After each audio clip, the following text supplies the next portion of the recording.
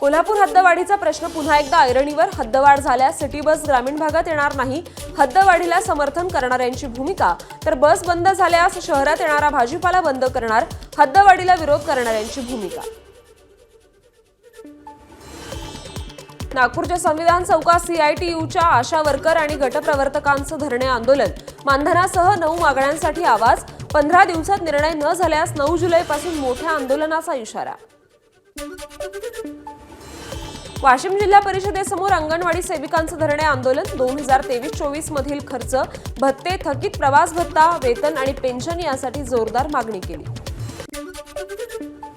यवतमाळच्या घाटंजीत थकीत निराधार पेन्शनसाठी साथी निराधार संघटनेचं तहसील कार्यालयावर धडक आंदोलन. महेश पवार यांच्या नेतृत्वात मुख्यमंत्र्यांना निवेदन. 5 महिन्यांपासून ज्येष्ठ नागरिक, विधवा, अपंग यांचे पैसे थकीत आहेत. सोलापुरातील टॉवेल कारखान्यात लागलेल्या आगीच्या घटनेच्या निषेधार्थ महापालिकेवर मोर्चा. घटनेला पालिका प्रशासन जबाबदार असल्याचा आंदोलकांचा आरोप.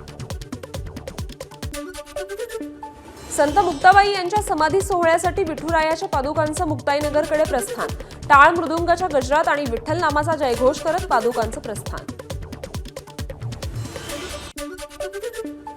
उद्योगपती आकाश अंबानींनी घेतलं साईंचं दर्शन. IPL सामने सुरू झाल्यानंतर आकाश अंबानी गेल्या महिनाभरात चौथ्यांदा साई दरबारी.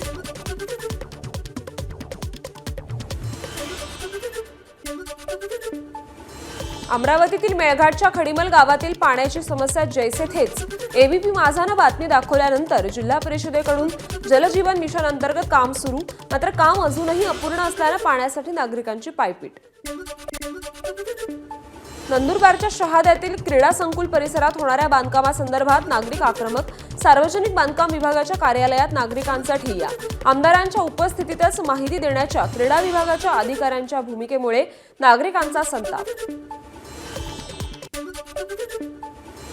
परभणीत शेतकऱ्यांच्या विविध प्रश्नांसाठी शेतकरी संघर्ष समितीचं धरणे आंदोलन.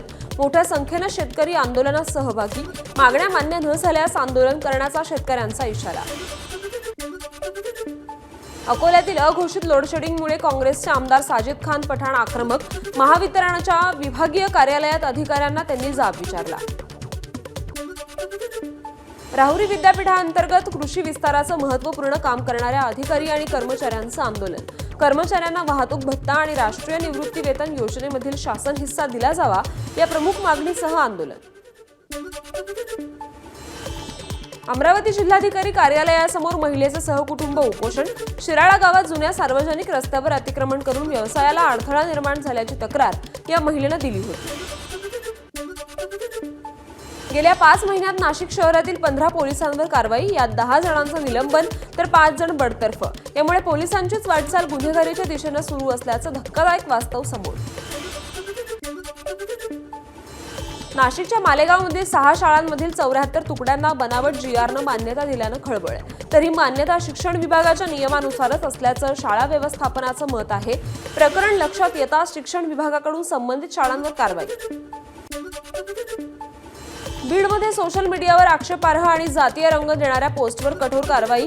पोलीस अधीक्षक नवनीत कौवत यांचा इशारा. सायबर पोलिसांकडून निगराणी वाढवली. छत्रपती संभाजीनगर शहरात समलैंगिक डेटिंग ॲपवरून तरुणांची लूट. बनावट प्रोफाईल तयार करून तरुणांना लुटणाऱ्या टोळीला अटक. भेटण्यास बोलावून मारहाण करत लूटमार केल्याची काही तरुणांनी तक्रार केली होती. रायगडच्या महाडमध्ये घराच्या परसबागेत अंमली पदार्थांची शेती केली. माहिती मिळताच महाड MIDC पोलिसांची धडक कारवाई. एका आरोपीला अटक. 50,000 रुपयांचा शेतीचा साठा जप्त. हिंगोली नांदेड महामार्गावर कारला अचानक आग लागली. घटनेत चालक किरकोळ जखमी झाला. शॉर्ट सर्किटमुळे कारला आग लागल्याचा अंदाज आहे. खानापूर गावाच्या शिवारात ही घटना घडली. जळगावच्या चोपडा शहरातील स्वस्तिक टॉकीज जवळ एसटीचे ब्रेक फेल झाले. एसटीने 4 जणांना चिरडलं. यातील 2घांचा मृत्यू झाला तर 2 जण गंभीर जखमी आहेत. सिंधुदुर्गच्या मालवणमधून कुडाळच्या दिशेनं जाणाऱ्या ST बसला अपघात. घटनेत वाहन चालक किरकोळ जखमी. पुरंदर तालुक्यातील सासवडमध्ये एकाची हत्या. पैशाच्या वादातून दोघांनी हत्या केल्याची प्राथमिक माहिती. लातूर शहरासह परिसरात वादळी वाऱ्यासह जोरदार पाऊस झाला. चाकूर शहर आणि परिसरात पावसानं जोरदार बॅटिंग केली. हिंगोली जिल्ह्यात विजांच्या कडकडाटासह जोरदार पाऊस. इसापूर रमणा शिवारात ढगफुटी सदृश पावसानं ओढ्याला पूर आला. जळगावच्या जामनेर तालुक्यातील सुनास गावात वीज कोसळल्यानं 4 म्हशींचा मृत्यू झाला.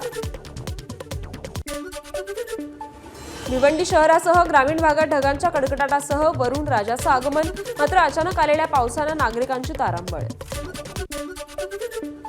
पुण्यातील स्मार्ट सिटी प्रकल्पाचा भाग असलेल्या वाणेर भागात पावसाचं पाणी साचलं. मिटवाई चौकात अनेक वाहनं पावसाच्या या पाण्यात अडकली होती. पुण्यात सलग दुसऱ्या दिवशी मुसळधार पाऊस. सखल भागात पाणी साचलं. नागरिकांना अडचणींचा सामना करावा लागतोय.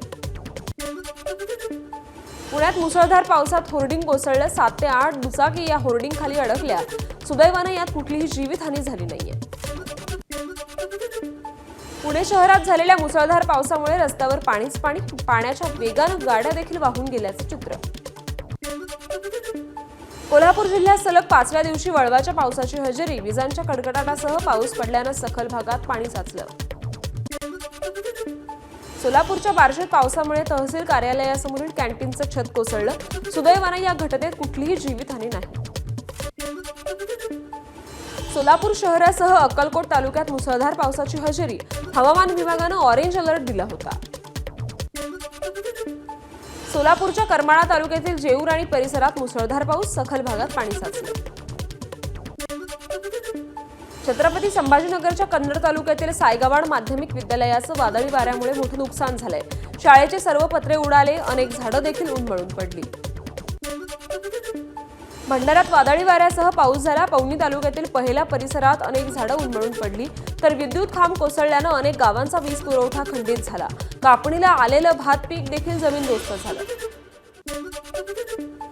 धाराशिवच्या लोहारामध्ये वादळी वाऱ्यासह पावसाचा तडाखा.